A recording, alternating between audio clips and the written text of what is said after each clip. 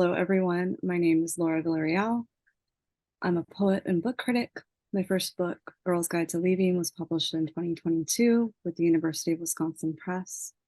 Fellowships from the Stadler Center for Poetry and Literary Arts and the National Book Critics Circle Emerging Critic Program have been foundational for me as a writer and literary citizen.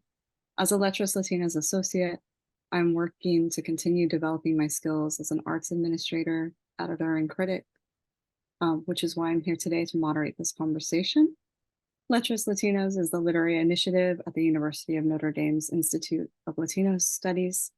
Today, I have the great joy of moderating a conversation with 4 University of Notre Dame Press authors, María Castells, Darrel Alejandro Holnes, Sheryl Luna, and Vickie Vértiz. Their bios and links to buy their books will be in the chat box, so make sure to check them out. Before I get into how tonight will run, I wanted to extend my congratulations to Darrel and Sheryl, who recently won the International Latino Book Awards Juan Felipe Herrera Best Poetry Book Award, which is a mouthful, but it's so exciting. Darrel received the Bronze Book Award and Sheryl received the Gold. And it just so happens that Letras Latinas was very lucky to host Darrel and Sheryl. For Darrel at our Afro Latinx Poetry Now gathering and Sheryl at our Latinx Poetics gathering. Both of these events are available for viewing on YouTube, so I encourage you to check them out after this event. And so Letras Latinas is thrilled to see both of their recent books receive well-deserved accolades. Now let's get into how this evening will run. We'll begin with each poet reading one poem. I will then ask a mix of general questions and specific questions for each poet. After they read, I'll ask one general question to the group and then get a bit more specific with my questions. The first person to read is María Castells, and then it will be Darrel Alejandro Holnes, Sheryl Luna, and Vickie Vértiz. Victoria. Great. Hi, everyone. I'll be reading the poem A Liking Somewhat. I've long been obsessed with the fairy tale Bluebeard, and then this is sort of just entering the psychological question: what if I had married a serial killer? What would I feel? So A Liking Somewhat. At night I took what was given, pricked and plucked, little point bristling. I bounced under storm and I burned. It was something to do.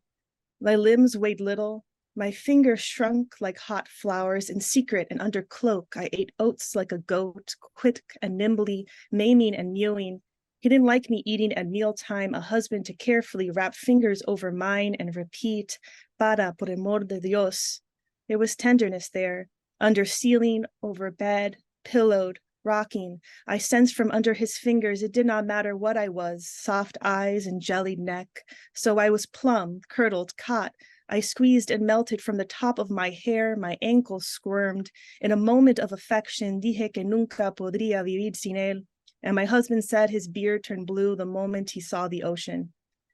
The bluish butter of his legs, bruised pocks under blue hair, chest ringing under my fingers, a spreading love, gushing eye of squid and nipple under midnight, until I too was lost in blue seed.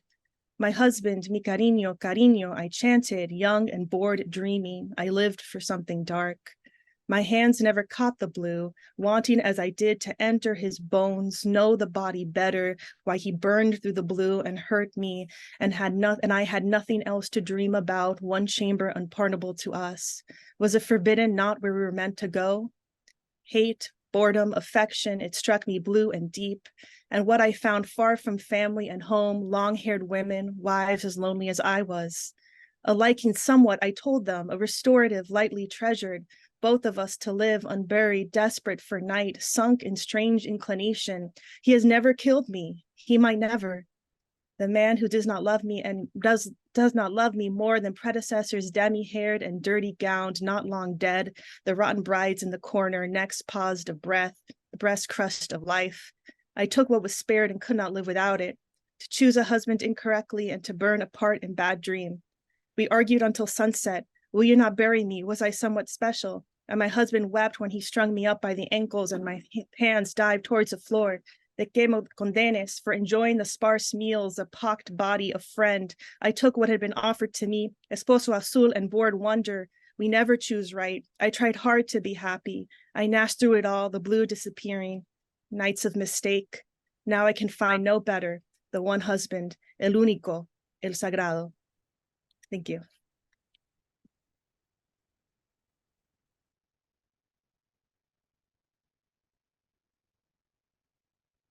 That was so lovely.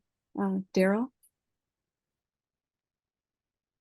This poem is called Ode to My Father the Captain, and it's on page 50 for those who might be reading along in my collection, Stepmotherland.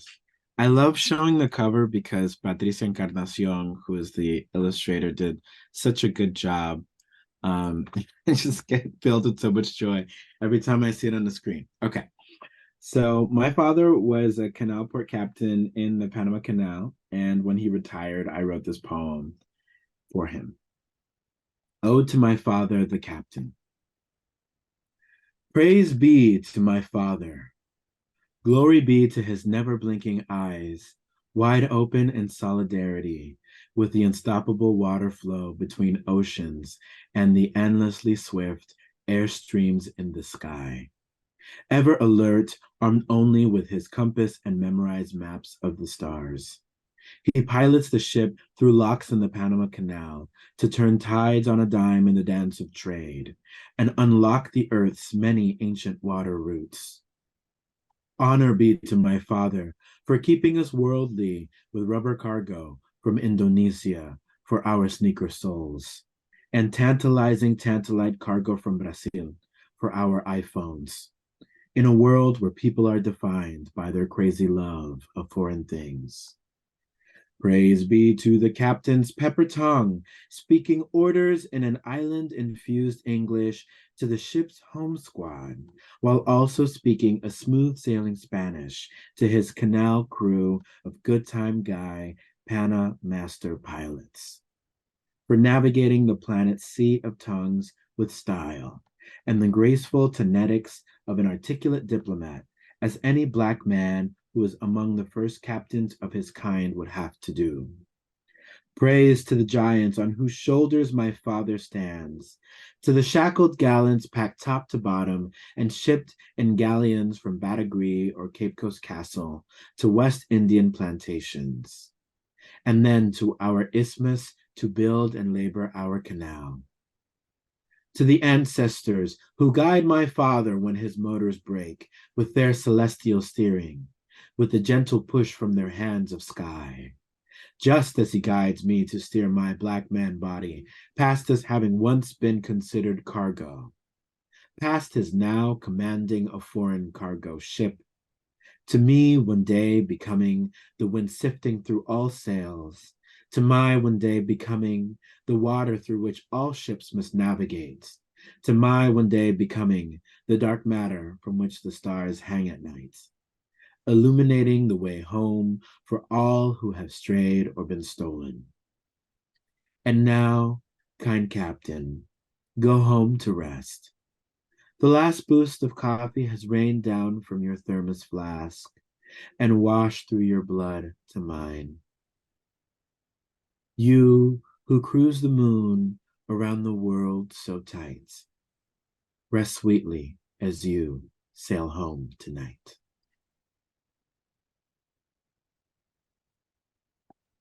Gosh, that was so beautiful and vivid and expansive, Darrel. Sheryl?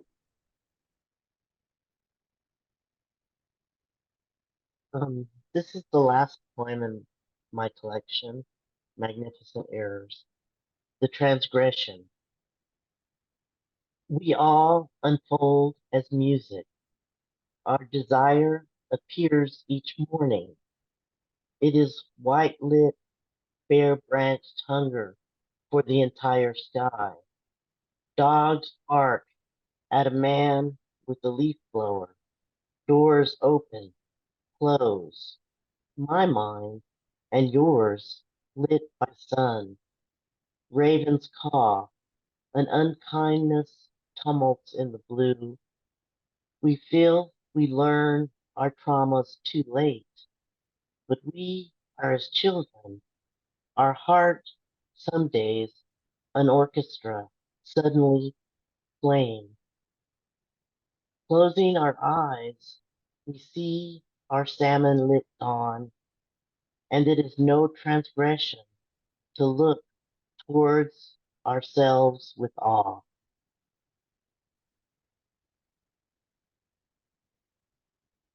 I love hearing you read from your book, Sheryl. That was just lovely. I love the ending of that. Vickie? Thank you, everyone, for being here today. I'm going to read I Don't Know What Else to Tell You About Tear Gas from Auto Body, which is both behind me and in front. It's beautiful design. I'll read the note from the back first. The former Deputy Chief of the U.S. Border Patrol and 2019 President of the Border Patrol Foundation said this about using tear gas on refugees in Tijuana. To clarify, the type of deterrent being used is OC pepper spray. It's literally water, pepper, with a small amount of alcohol for evaporation purposes. He continued, it's natural. You could actually put it on your nachos and eat it, so it's a good way of deterring people without long-term harm. I refuse to name him. I don't know what else to tell you about tear gas, but I am certain it's no good for nachos. Don't add extra salt to your salted down honey. That's how those chips climb on your shoulder and stay there. It was natural, you said, a little chile in the eye, exactly like the chiles you put in your nachos, a little splash, a little spray. How about we do it over your baby's eyes? Como le gusta chillar a ese mocoso. In your dreams, who is the monster? Is it you, but out of uniform? Do you wear Border Patrol green to your family events? Verde jalapeño, verde envidioso. On Nochebuena, did you ask the baby Jesus for papers? Did they hold up a hand and tell you to fuck off? When the robed baby set your boots on fire, did the flames catch your aura's edges, your protective helmet? Besides, no one eats nachos before they come to this country, which means you and me, unfortunately, but you don't know that. You don't know your own fool self is choking on the same gas. Only yours comes as a paycheck, a flat white body. Let me be crystal clear. You are a rat poison excuse for thought. You haven't gone anywhere, read anything, seen anyone that didn't love cowboys, those busted ass, burned out wagons. Everything is on fire, you stupid motherfucker. Please, little baby Jesus, set these demons ablaze. Rapture these good for nothings, dip them in acid, mail them in pieces to narco sidekicks who make people into hot dogs on a stick. The world keeps ending, but we're still not dead. I am all out of curses that don't also hurt me. Oh my gosh, Vickie. I felt myself leaning in to listen to you read, and I couldn't help. I saw my face and I couldn't help react. Oh gosh, that poem. Thank you all for reading from your books. It's so good to hear the different styles of how you approach narrative. A general question I have for all of you is, if you had to frame your book as a question, what question does your book circle or seek to answer? Alternatively, if you'd prefer to talk in terms of obsession, what are some of your poetic obsessions? Feel free to jump in when you feel ready. Yeah, I'll jump in. Yeah. I would say for me about paradise and the notion of paradise, and sort of the illusion of that and the corruption of that, and but at the same time the fitting nature of a corrupted paradise, since that's what we were biblically supposed to be born from our own from religious mythology. So I deal a lot with, I write a lot about that and kind of the glamorization of Cuba, but then also just the place of extreme suffering at the same token. And just over and over again, and then Eden over and over and over again. I'm still doing it. I love that you're asking us about a question for our book, Laura, because that's something that I talk to my students about all the time. You know, like they don't have to know everything. They can actually have a question in mind when they start writing, and then use writing as a way to discover. And for me, I think one of the questions that I held as I was writing these poems was, is home something that you can rebuild once you've left it behind? You know, because there is that tension between nostalgia for a home I can never really return to in that time, right? Has left it behind, and the home that I'm trying to make for myself in the United States, which never feels like it quite fits right. So I would say that's the question, one of the questions that my book is exploring, certainly.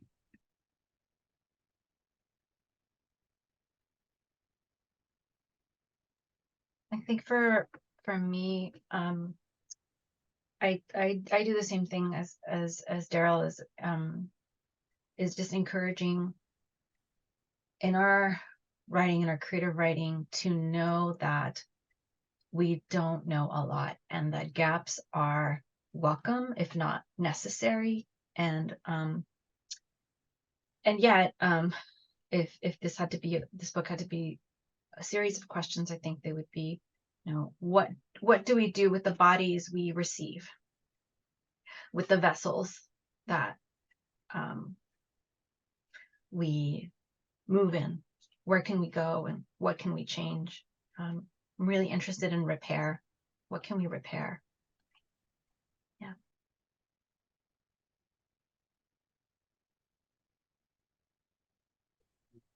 I came up with the question.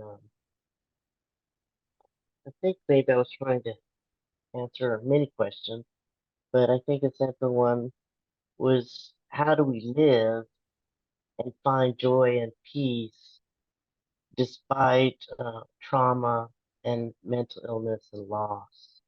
I think that was kind of central for me. Yeah, I really love the way that each of you kind of summarized your book through a question or the obsessions. I think as poets, we can't help but write into either the questions that we have about the world or the topics or images that we're drawn to or obsessed with. I know I tell students to lean into that because that's where the good writing, the wonder and the surprise will happen. Victoria, a question I have for you. The Rivers Are Inside Our Homes came out in August, so it's the most recent publication in this group. Many writers take a break from writing when their book comes out. It can feel like a lot, just pushing the book into the world and thinking how you want it to live. Has publishing your first book propelled you towards a new project, or are you taking time to let the book live in the world? In short, what have these last few months been like for you? It's been really interesting in the sense that like it still doesn't feel real. Like even like the wonder of just like holding the book in my hands, I'm like, oh, really? I did it. So it still doesn't feel real, and which is not a bad thing, because I guess it'll keep feeling fresh every day. Like, oh, like okay, I have this book, and it never sinks in. And then also when I'm writing, though, I'm still writing. It was kind of interesting. I guess I expected it to be like I was like a Pokemon or something, like evolving. But then I feel like my writing is still like the obsessions are still there. And I guess in my head, I thought that whatever I'm doing to start a second book would be just completely different. And it's not. It's like I think it's still worthwhile, and I still really like it. And to me, it feels fresh. But I'm still kind of the same poet. So it's interesting in the sense that I don't know, maybe one day I'll have like this new project of like something completely different, but I still feel these like this burning intensity for everything I'm still doing, and it's still coming out. Though I did write a January 6th poem for the first time. Finally, I have one too. We'll see. Yeah, just marvelous, but also very pleasingly unreal. Yeah, I still feel that way. My book came out in 2022. I'm just like, oh, this is an object in the world now. I think your feelings about maybe not being done with obsession make me want to ask another one of my general questions to the group. This is a question I've been thinking over for myself, but how do you know when a poetry manuscript is done? How did each of you know you were done writing poems for your respective books? Was there something that signaled a point of completion, or did you just feel like I have to move on, or I have too many poems and this could be very, very long?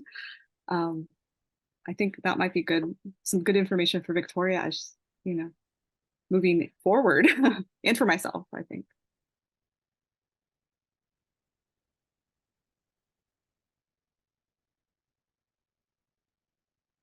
The other thing I tell my students is that if that I agreeing with Sheryl that the things are never done. Like I find myself reading, and I was going to read a different poem and I was changing things. I was editing things out. When I read, I edit things out.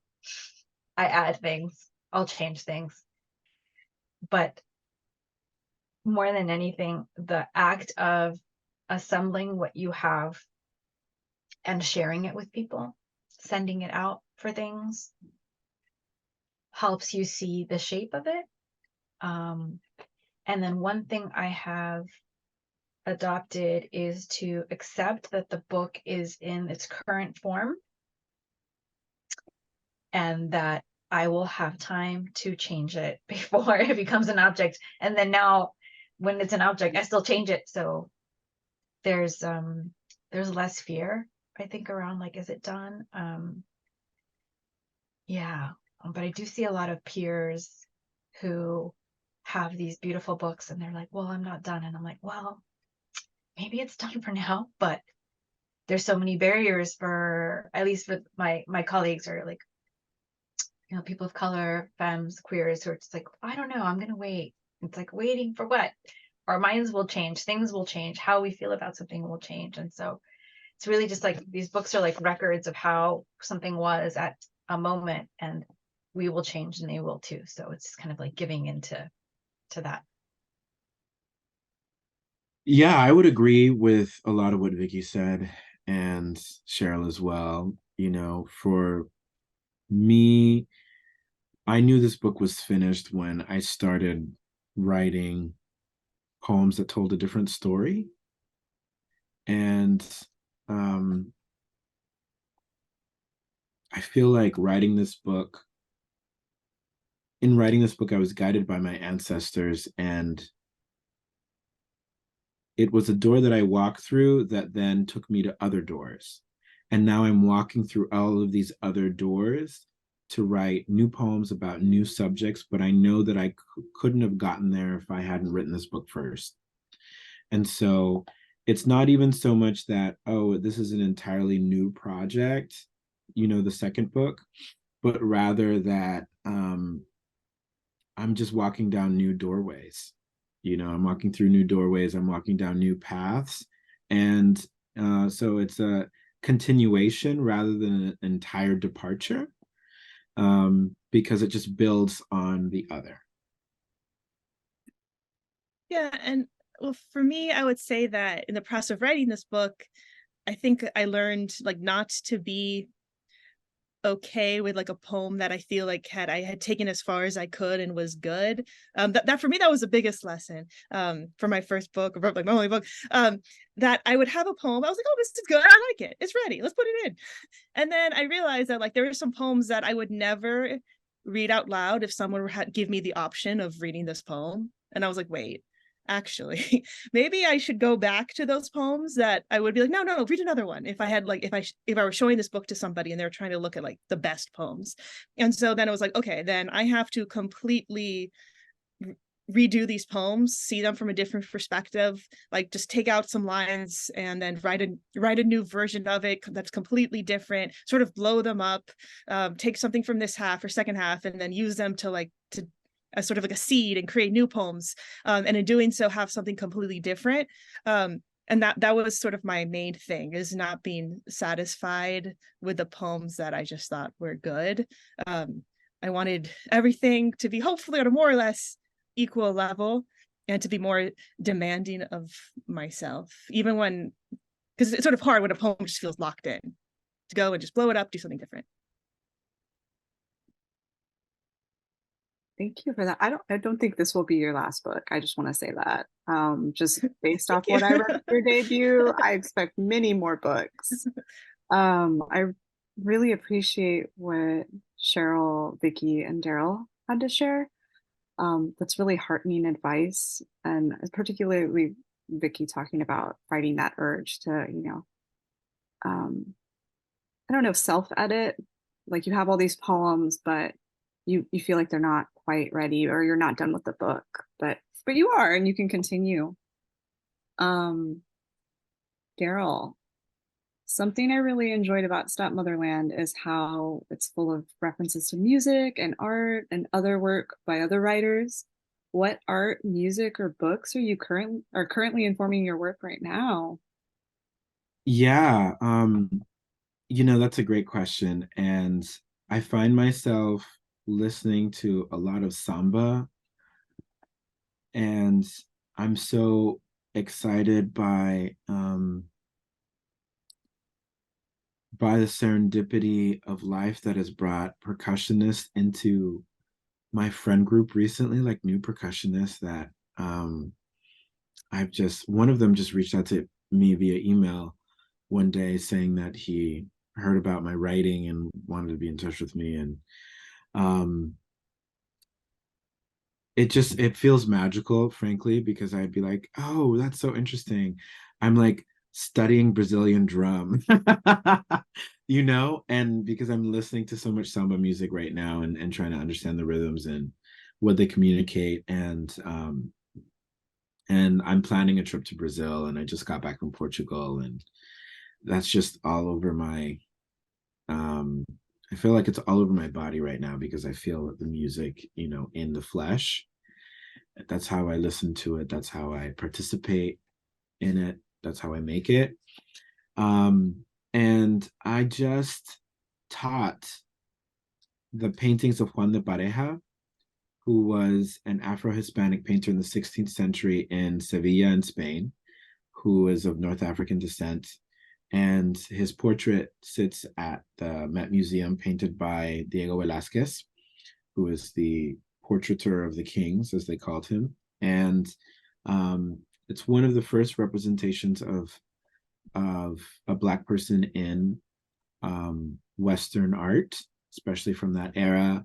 And the Metropolitan Museum of Art over the summer and partly last spring had an exhibition of his paintings. And so he was a man that was enslaved by Velázquez's family, and eventually worked for Velázquez as a slave in his shop, in his studio, and learned from Velázquez, and also taught himself how to paint in a different style from Velázquez, so he doesn't paint in that same style. And I spent a lot of time with my students, taking them to see that exhibition and then reading through the museum catalog and doing research on Velázquez and on Pareja.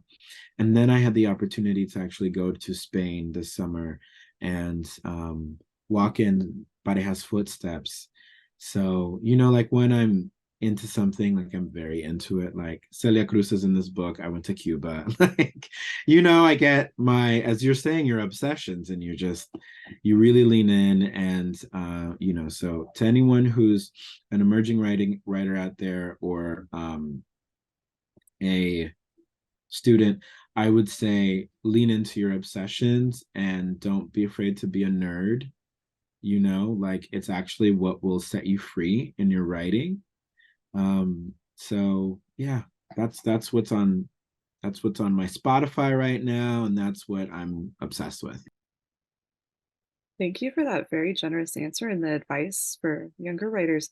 I'm so excited to see the poems that come out of these new obsessions. Oh, that's so exciting. I love that you've been collaborating with like musicians and thinking through samba. Um, My next question is for Sheryl. Sheryl, something I noticed across your books that feels particularly true in Magnificent Errors is the way your poems combine the narrative with revelatory lyric language. When those moments appear, it almost feels perfectly timed to elicit surprise. So I wonder, how do you approach balancing the lyric and the narrative in your poems?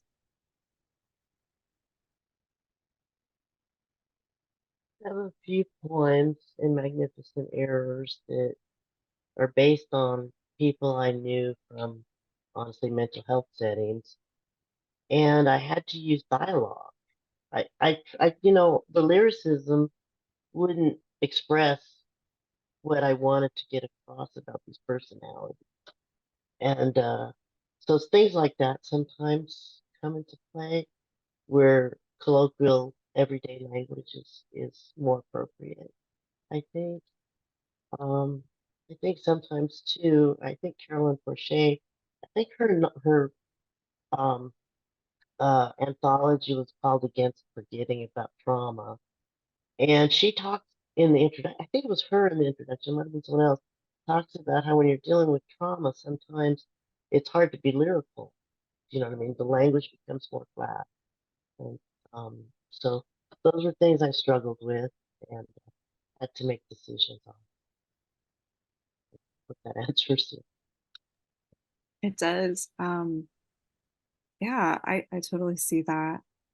Um, thank you for that answer, Vickie. Autobody has an awe-inspiring amount of poems in various shapes and forms. It even opens with a visual poem. Do you know the visual shape your poem will take before you write? Does it occur while writing, or do you decide after?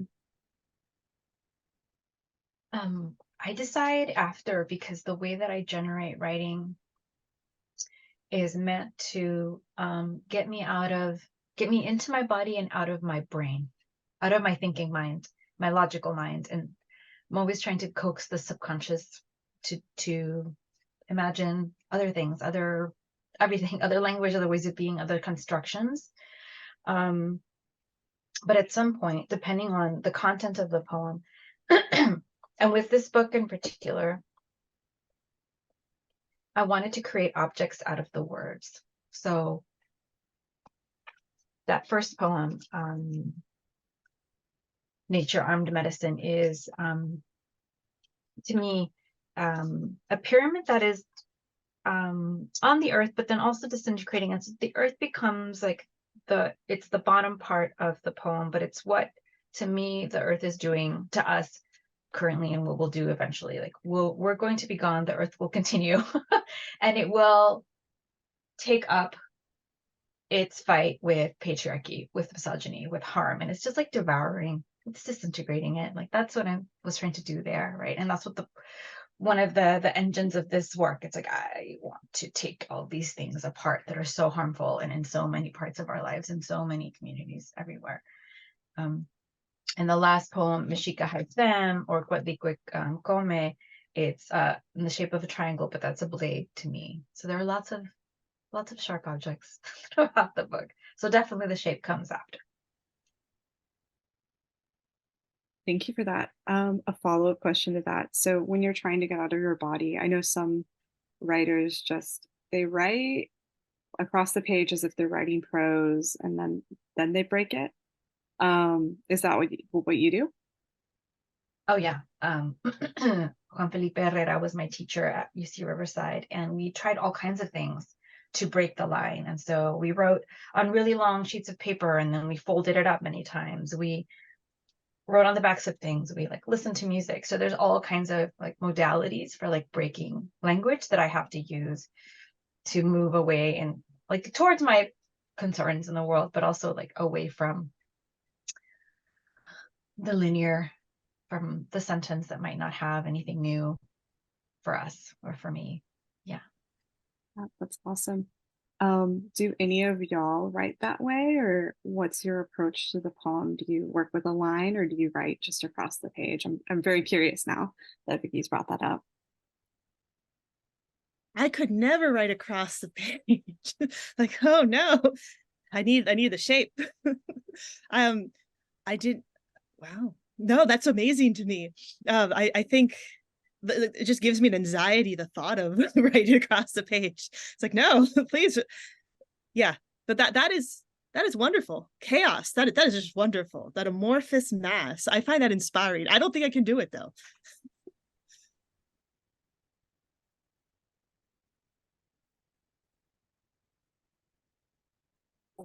I like to write across the page lately in a journal. I'm using just regular notebooks. I have written like on the laptop or on the computer with shorter lines because you see the space, in the document. So I've done it. I've done it both ways. I'm looking at this poem, Links, that is in my book, starting on page 42. And it's just a very long line. It actually goes on for like several pages.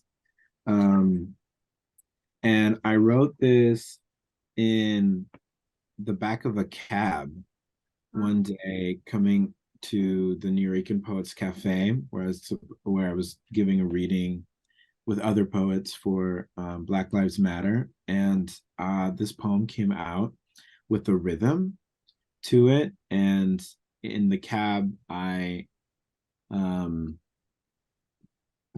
was just like, I was just riffing and I came up with the rhythm, and then I performed it at the New York Poets Cafe. And I slightly messed up, and I just remember thinking like, man, I got it perfect in the cab, now I'm at the mic. Anyway, it was like rough draft, super new. And then I wasn't really sure what form it would take on the page, because for me, it was so much of a sonic experience. But the poem is called Links and talks about the transatlantic slave trade. And so I'm thinking about the chains, right? Both literal and figurative. And so I decided to just write it in a line across a couple pages, because of the subject. So for me, it started with the music and it just ended with the shape. But one thing led me to the other. It's amazing. I was curious about that poem. I really love the way that you all have described your writing practices. I know for some younger writers, there's a hesitancy to play, but there's just so many ways to write a poem and to create it. I know that Juan Felipe Herrera has been like depart from the page was kind of like his thing. Um, that's amazing. It's a lot for me to think about and how to approach the poem in a new way. Perhaps it will create surprise if I do something different in the actual process of making a poem. Since we have a mix of first book poets and poets with multiple books here, I'm curious about what challenges you all overcame in shaping your books.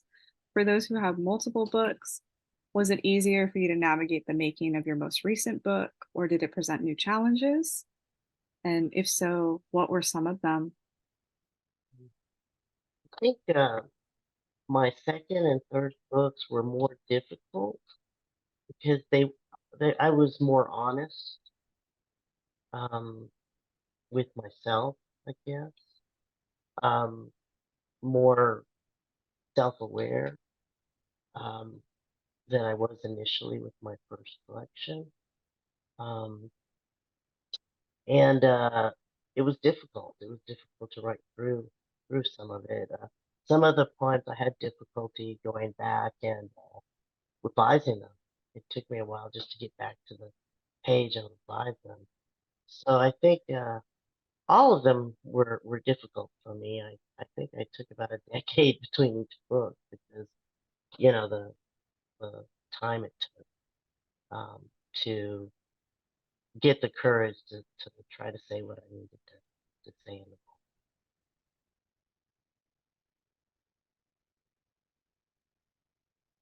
I don't know if there's ever an easy thing to do when you're making a book.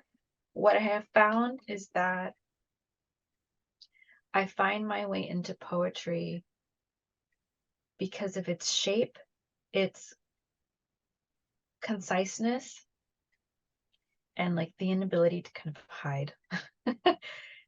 Prose, like longer essays, while I write them, are really difficult for me. And been working on I was working on what I thought was a collection of essays, but I actually think it's a mix. It's a hybrid. I think it's multiple kinds of writing, and I'm going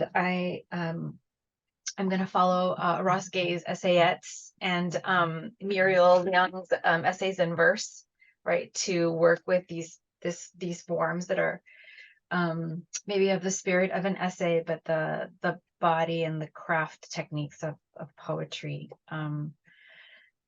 because it's easier for me to speak in those terms. Easier is not the right word. I think like courage. I think I'm like, okay, I'm collecting courage for the next things I have to say. So I think that's more like it. Yeah. I think for me, for writing this collection, it was such a revelatory process, because I got my MFA in fiction, not poetry. And so writing this manuscript really had to like learn things that I didn't know and discover things like kind of like on not my own, like I had people to ask, but it was such a process of like, okay, no, I am a poet.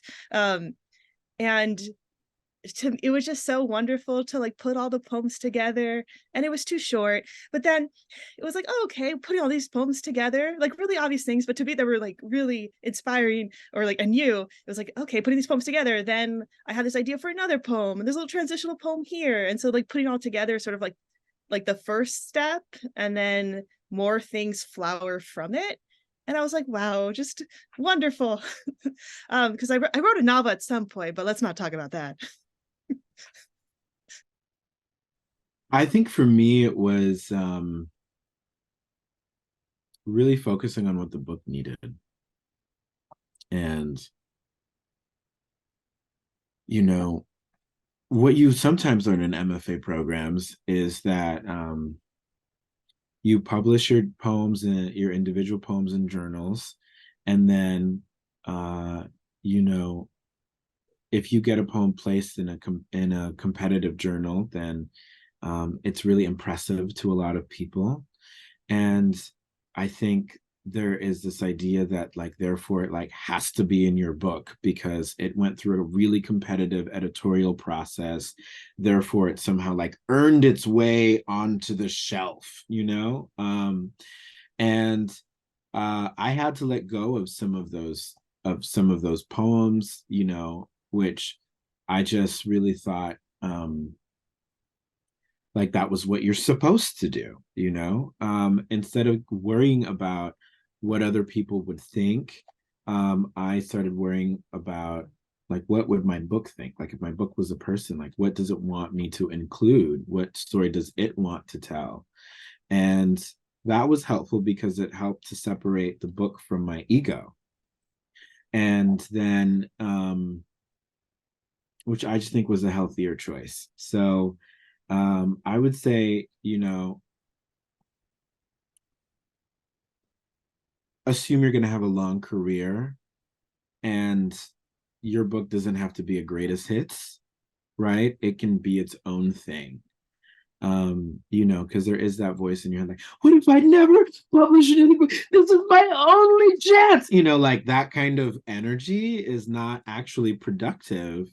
And so you need to find a way to settle your ego and to think of the book as having a life of its own and be a responsible parent, you know, and send it out into the world to live its own life. So that was some of my process. And yeah, I do have a chapbook. I don't know if you wanted me to talk about that, but the chapbook I think came together almost like on its own, because it's a smaller collection of poems. And so it was almost easier for me to string together poems that spoke to each other because they were all written, all of the poems in that chapbook, Migrant Psalms, were written in the same period, whereas the poems in this book were written across 10 years.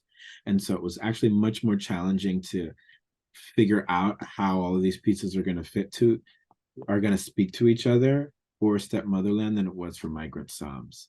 But like I said, letting the book do its own thing is the best lesson I learned in the process. If my book were a person, that's going to haunt me for the rest of the year. No, really. Like, what is my book as a person? Thank you for that. I mean, it's basically a mouth, right? It's like talking to you, and it has all the stuff you put in it. And so like, so right. Yeah. I love that. That reframing, is it ego or is it what does my book want? Oh gosh, that's so necessary and important. And I don't know that I've ever heard anybody articulate it that way. And I'm just like, oh my gosh, all of you had such good advice, especially for like newer writers. I feel kind of blown away. I think we have time for one last question.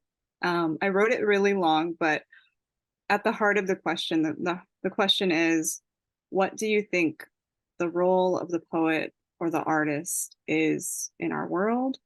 One example is Carl Phillips said, the role of the poet in today's America is what the role of the poet is always at any time, in any place, to make a record of what it meant, how it felt to be a thinking person in a living body at this particular time in history. So what do you think? How do you approach your role as a poet in this world? For me, my goal as a poet, because I guess maybe I'm still figuring part of it out, is to teach it and to show it. Especially like since I teach middle school students, and then I used to teach middle school and high school, the idea is that there's so much poetry out there that they're not going to be exposed to. And if you can expose them to something and they emotionally connect and they're like, oh, I really like this poem. And they don't have any background knowledge. They don't know if this poet is famous or not. They could be reading one of the greatest contemporary poets. And to them, it's just a name. It doesn't mean anything. And to me, it's just like the best experience is to share it. Or like I'll text or texting poems to people. I just love sharing poetry. And to me, it's like the most wonderful gift you can give to somebody.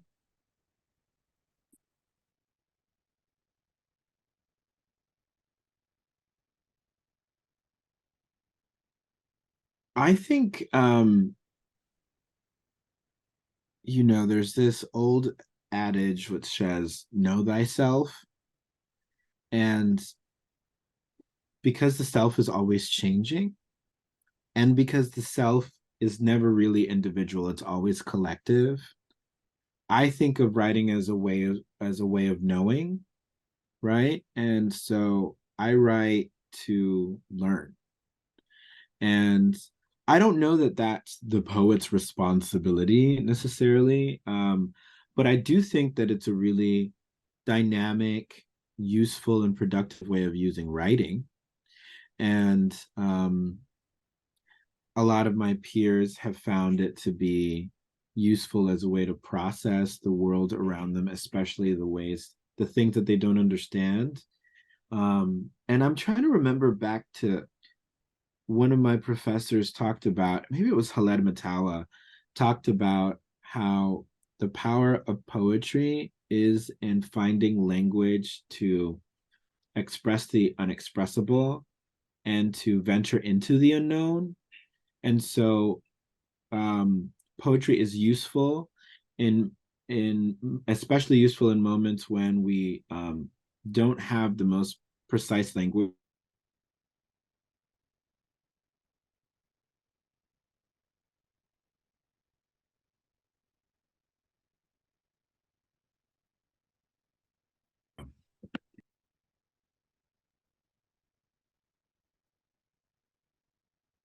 Oh, sorry, go ahead. Oh, sorry. I think a young man asked me that, interestingly. Well, something similar. What purpose do you write for or something?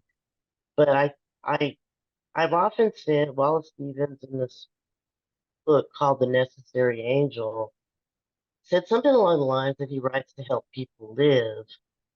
And so I told this young man, I said, I write to help myself live, emotionally, psychologically, and to gain an awareness or an observation of the world around me, and also to try to share that. And so it's kind of like a survival method for me, to be honest with you. So thank you.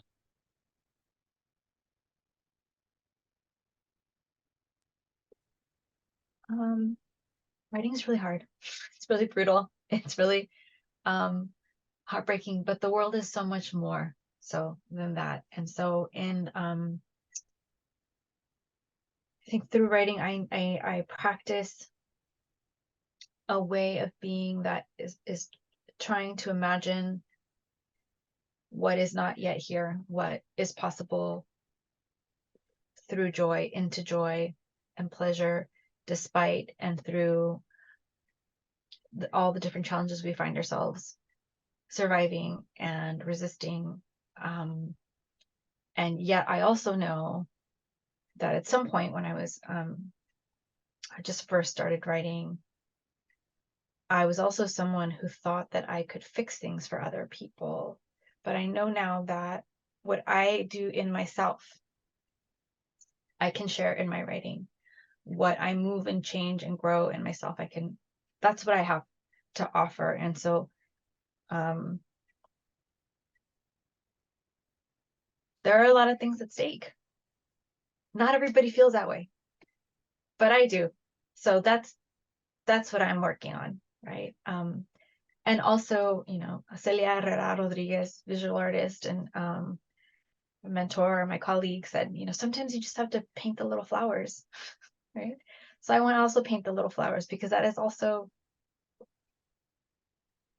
resistant and joyful in the face of destruction and moving toward love. So I think as a poet, I need to move more toward love, and that's what I hope to keep doing. Yeah. Thank you all for those responses. I feel richer for having been able to talk to you all and hear your thoughts on poetry. I want to thank the University of Notre Dame Press for inviting Letras Latinas to moderate this conversation. Thank you to all of the poets for your illuminating thoughts and spending your time talking with us about poetry. Thank you to everybody who attended today. And I hope you all have a good rest of your evening or afternoon, depending where you're at.